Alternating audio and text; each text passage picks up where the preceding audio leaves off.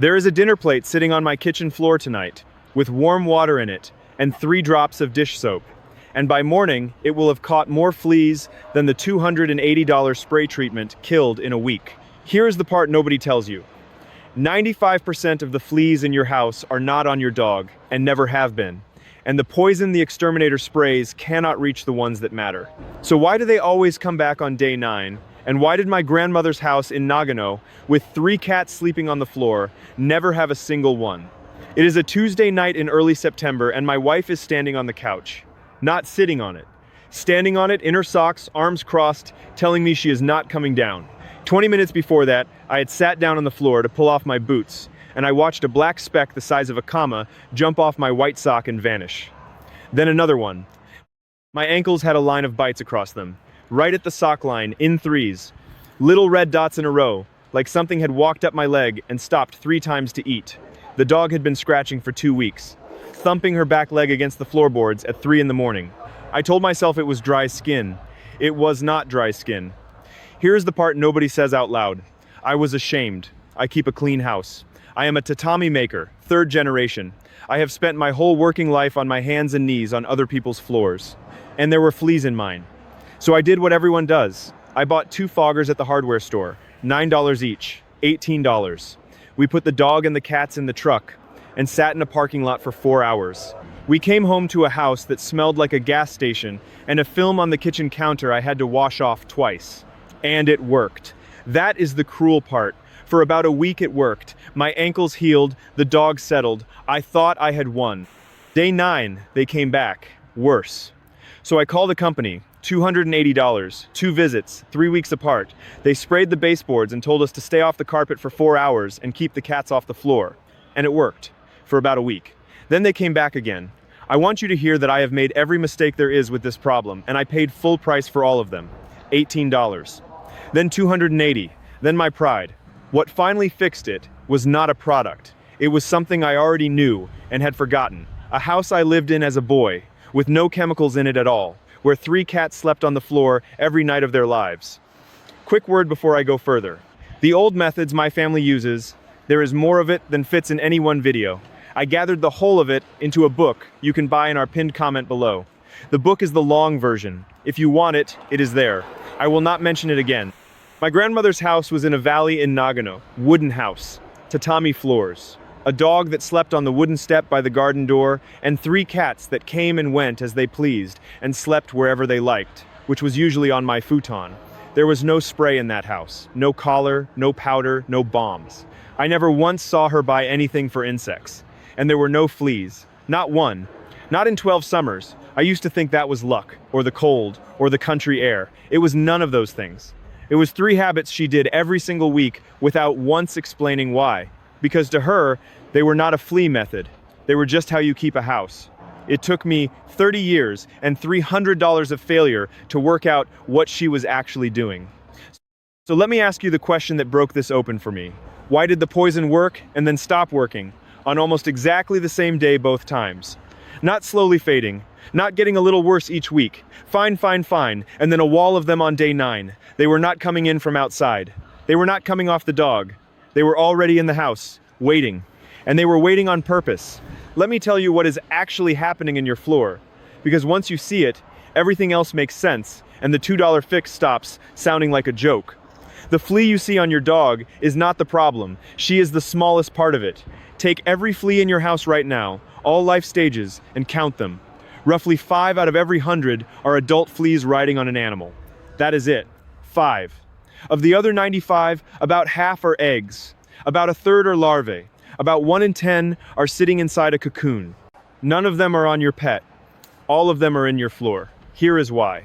A female flea lays 40 to 50 eggs a day. She lays them on the animal, but flea eggs are smooth and dry and not sticky at all. They roll. Within a few hours, every one of them has fallen off. And where does an egg fall off? Wherever the animal lies down.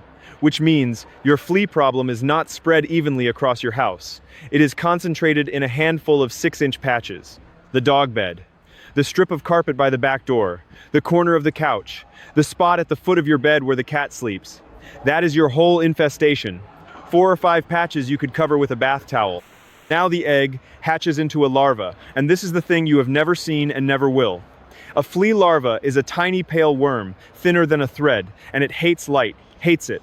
The second there is light, it burrows down to the base of the carpet fibers, into the gap between the floorboards, into the seam at the edge of the rug. And what does it eat down there? It eats the droppings of the adult fleas, dried blood, those black specks you find on your dog's belly, the ones that turn rust red when you put them on a wet paper towel. That is flea dirt, and the adults up on your pet are dropping it deliberately so the young ones down in your floor have something to eat. It is a farm. Your dog is the field, and your carpet is the barn. Now here is the weak point, and this is the whole video. A flea larva cannot drink. It has no way to take in water. Everything it needs, it pulls out of the air around it. And it needs the air right down in the carpet base to be more than about half humid. Above 50%. Below 50%, it dries out and dies. On its own, without you touching it, without one drop of anything. That is the counterintuitive truth I want you to hold on to. You do not have a flea problem. You have a damp problem in the bottom half inch of your floor. So then why does poison fail? Because of the 1 in 10 in the cocoon. When the larva has eaten enough, it spins a silk cocoon. And that cocoon is sticky, so it rolls in the dust and the carpet fiber and the pet hair until it is coated. Camouflaged, sealed, water runs off it, spray runs off it. You can soak a carpet and the thing inside does not get wet. And it will wait, fully formed, ready to go for up to 5 months. Doing nothing, costing nothing, just waiting. Waiting for what? 3 things. Warmth, the carbon dioxide of something breathing near it, and vibration, footsteps. Now you understand day 9. The exterminator kills every adult in the house and most of the larvae. The house goes quiet. You are delighted. And then the survivors in their cocoons feel the floor start shaking again as your family goes back to normal life, and they all come out at once. The spray did not fail. It just was never able to touch the reserve army.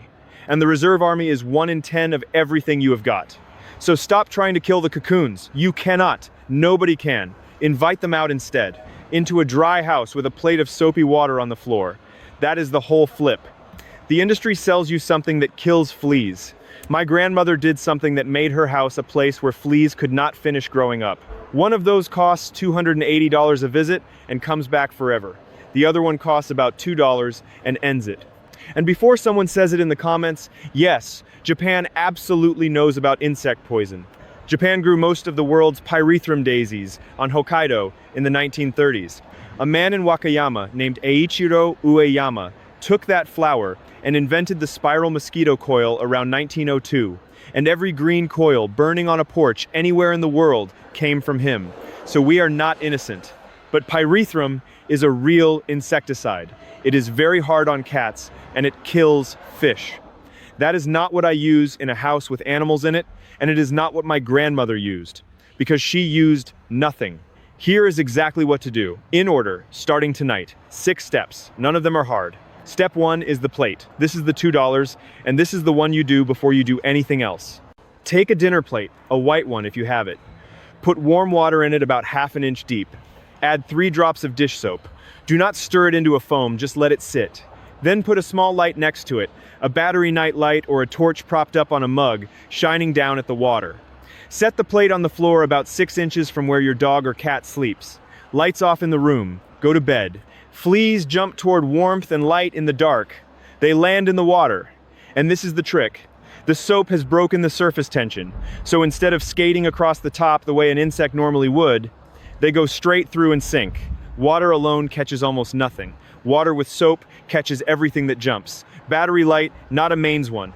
Do not put an electric lamp on the floor next to a plate of water. In the morning, count them. Write the number down. That number is the most useful thing you will get out of this whole video, because now you can see whether you are winning. Most people fight fleas blind for 2 months and never know. You will know by Thursday. Step 2 is the shake. This is how you get the cocoons to open on your schedule instead of theirs. Vacuum every day for 14 days, not a tidy up. A proper slow pass over the 5 patches you identified, plus the edges of every room, plus under the couch, plus under the bed. Go slow. 4 passes over the same strip in different directions. The trick is that the vacuum is not really a cleaning tool here. It is an alarm clock. The vibration and the warmth tells every cocoon in that carpet that a warm animal is walking past, and they hatch. Studies on this are clear. A good vacuum with a beater bar pulls out a big share of the eggs and larvae and triggers most of the rest to emerge. You want them out. Out is where the plate is. And empty the canister or the bag into a bin outside. Outside, not the kitchen bin. I learned that one the expensive way. Step 3 is the dry down, and this is the step that actually ends it. Buy a humidity meter. They are about $10, the little square digital ones. Put it on the floor, not on a shelf, because floor air is what matters. Now get that reading under 50% and hold it there for 2 weeks. How you do that depends on where you live. A dehumidifier is the sure way. Air conditioning does it as a side effect. In dry weather, open the house up wide and get air moving across the floor for a few hours a day. In winter, your heating is already doing it. Under 50%, held for 14 days, and the entire larval population in your floor dies without you touching one of them. That is the invisible half of the job, and it is the half everybody skips. Step 4 is the sun, and this is my grandmother's, straight out of her hands. Every fine morning she put the futon out over the wooden rail on the balcony. Both sides, 2 hours aside, roughly 10 in the morning to 2 in the afternoon. Everyone in Japan does this. Nobody thinks of it as pest control. It is just what you do with bedding. So take your dog's bed, the cushions off the couch, the small rugs, and put them outside in direct sun from 10 to 2. Turn them at noon. The sun and the dryness together finish off eggs and larvae in the fibers. The trick, if your son is weak, is to seal the pet bed inside a black bin bag and leave it in the sun. It gets far hotter in there than it does on the line. And anything that fits in the machine, wash hot. 60 degrees Celsius, 140 Fahrenheit. That kills every stage there is, all 4 of them, in one cycle. One thing my grandmother did that I got wrong for years. She did not beat the futon hard the way you see in old films. She shook it and brushed it. Beating just smashes everything deeper into the fiber. Step 5 is the edges, and this is where a product earns its place. Get food-grade diatomaceous earth. It is a soft white powder made of crushed fossil shell. $3 or $4 a bag. It is not a poison, and it has nothing in it that can be absorbed. It works by scratching the wax off an insect's shell so it dries out. Mechanical. That is all. Dust it along the baseboards, under the couch, in the gap where the carpet meets the wall, in the cracks between floorboards. Leave it 48 hours. Vacuum it up. Here is the trick everyone misses. Less is more. If you can see a white line of it, you have used far too much, and the fleas will simply walk around it. You want a haze so light you can barely tell it is there. Put it in an old sock and tap the sock along the skirting board. Wear a dust mask while you apply it. It is fine dust, and you do not want a lungful. And on the hard floors, my grandmother had the other version of this. She saved the wet leaves out of the teapot and scattered them across the boards before sweeping. Damp tea leaves, grab the fine dust and the eggs, which are dry, and roll away from a broom, and take them out in one pass instead of pushing them into the corner. Costs nothing, works on tatami, wood and tile. Step 6 is the comb, and this one takes 60 seconds a day. A fine-toothed flea comb is about $3. The teeth are close enough that an adult flea cannot pass between them. Sit with your animal, comb from the neck back, and pay attention to the base of the tail and the belly, because that is where they gather. Keep a cup of water with a squirt of dish soap in it beside you, and dunk the comb in it after each stroke. Do not try to squash them. You will lose. They are built for it. The test, and this is the one that tells you the truth about your own house, is the paper towel. Comb the black specks out onto a wet white paper towel. If they stay black, that is dirt. If they bleed out into a rust-red halo, that is dried blood, and you have fleas. No matter what anyone tells you, talk to your vet about what goes on the animal itself. I am telling you how to clear your floor.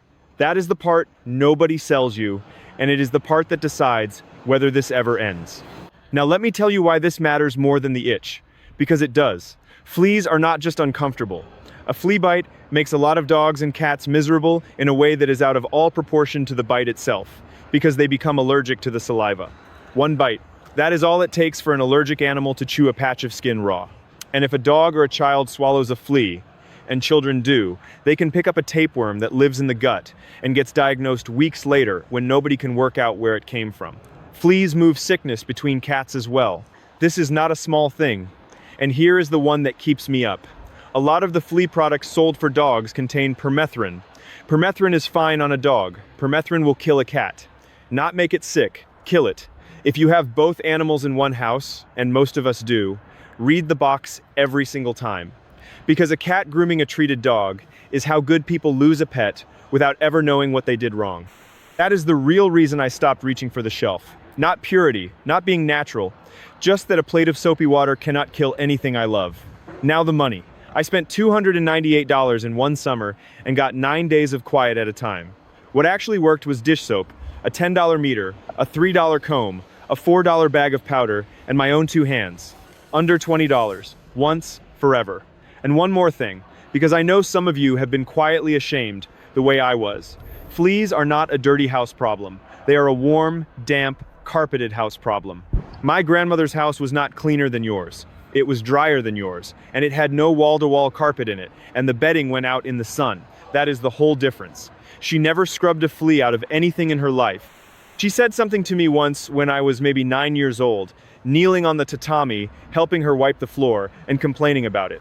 She said, "You are not cleaning this floor to make it look nice. You are cleaning it so it will dry." I did not understand that for 30 years. A dry house does not need poison. That is the whole of it. Everything I have told you tonight is just the long way of saying what she said in one line. So here's what I want you to do tonight, before you go to bed. 1 plate, warm water, ½ an inch. 3 drops of dish soap, a small battery light beside it. Set it 6 inches from where your animal sleeps and turn the lights off. In the morning, count what is in it. Then come down here and tell me the number, and tell me what room it was in and whether you have carpet or boards. I read these. I want to know what people are finding, because the number in that plate on night 1 tells you almost exactly how bad your floor is, and I can tell you what it means. Then do it again tomorrow night and watch that number fall. Next time, I am going to show you the thing my grandfather kept in the bottom of a wooden chest to protect 40 years of wool from moths. It is 1 block of wood about the size of a deck of cards. It costs about $6. It has no smell that bothers a person, and it never needs replacing the way mothballs do. His chest is in my house right now. There is not 1 hole in anything in it. Until then, keep your floor dry, keep the sun on your bedding, and remember that the old people were not being quaint, they were being effective.